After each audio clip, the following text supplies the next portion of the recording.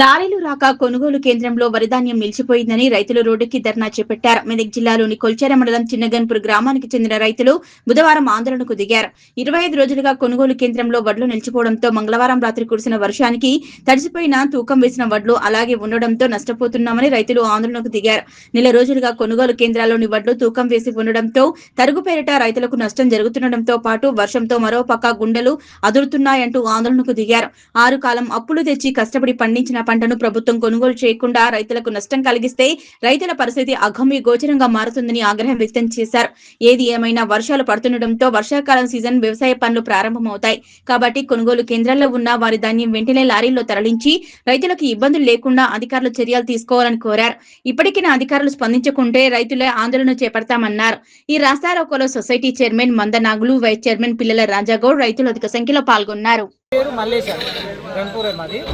అయితే కోసి నెల అవుతుంది, లారీలు వస్తలేవు, దోస్తలేరు, ఎవరు పట్టించుకుంటలేరు. నెల అవుతుంది కోసి కూడా. ఇప్పుడు తుకం పోసే టైం దగ్గర పోస్తారు కూడా, ఇప్పుడు మై పోతలేవు అవి మొత్తం. ఇప్పుడు వడ్లు ఎట్లా మాట్లాడుతూ వాళ్ళని తీసుకునే కెపాసిటీ వాళ్ళు ఉంది.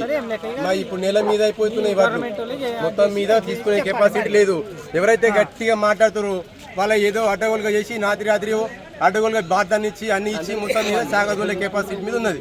మాది నెల అవుతుంది తడిసి రాత్రి వానకు పిల్ల మొత్తం పోయాడా వడ్ల కాడ వచ్చినాము. ఇప్పుడు పోసుకుంటాడు తుకాంగి రెడీ చేయండి, మొత్తం దున్నుకోండి, ఇత్తనాలు తెచ్చుకోరు.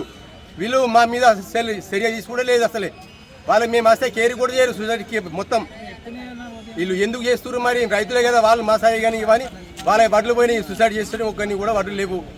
వాళ్ళ కెపాసిటీ మొత్తం మీద కేర్ కూడా చేయరు. వాళ్ళు మంచి వాళ్ళ కమిటీ మారవాలి సార్. అసలు ఏమన్నా గవర్నమెంట్ మొత్తం మీద మమ్మల్ని ఇంత ఇంట్రెస్ట్ కూడా తీసుకోరు. వస్తే గట్టిగా మాట్లాడే ఇన్సల్ట్ తీసుకుంటారు వాళ్ళు.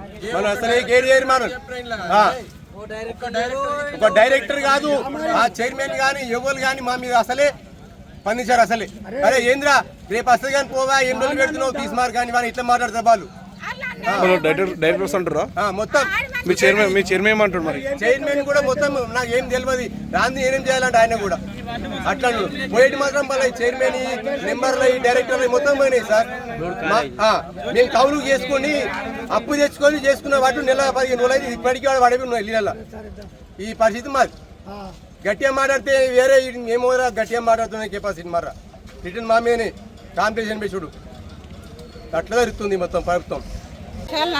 భార్య నాట్లు తడిసిపోయినాయి, రోడ్డు మీద నీళ్ళకి వెళ్ళి చేయవచ్చు.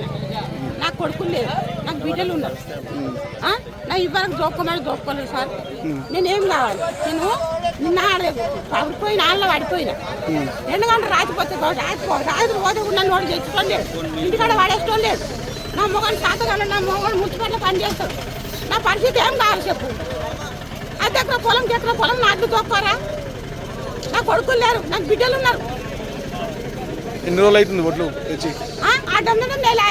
నెల రోజుల నుంచి పోతలేవా? ఇప్పుడు ఓడమేనే సార్, నీళ్ళకి చేయవచ్చు. వడ్లు మొత్తం నానిపోయినాయా? మొత్తం నానిపోయినాయి.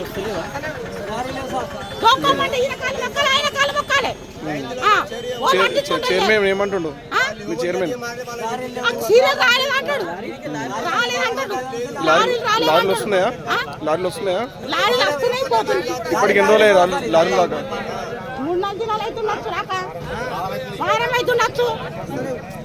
లారీలు వస్తలేవు. చిన్నగనపురం రైతులను మాట్లాడుతున్నాం మేము. నా పేరు కమ్మరి మల్లేష్. మా పిఎస్సిహెచ్ చిన్నగన్పూర్ మండలం కొల్చారం జిల్లా మెదక్ నుండి మాకు ఇంతవరకు ప్రతి ఏటా సీజన్ వచ్చేసి ఒక 250 నుండి 270 వరకు 300 వరకు ఇట్లా లారీలు పోతుండే. అలాంటిది ఇప్పుడు చాలా కొరత ఏర్పడుతుంది. ఎందుకు? ధాన్యం సరిగా పోవడం లేదు. మరియు ఇంకొకటి ఏంది, లారీలు ఉంటే బార్దాన్ ఉంటలేదు, బార్దాన్ ఉంటే లారీలు వస్తలేవు. ఈ విధంగా నడుస్తుంది. ప్రభుత్వం వెంటనే చర్య తీసుకొని మాకు రైతులను ఇప్పటికే తడిసిపోయి అడుగులు మొత్తం మొలకలు వచ్చినాయి.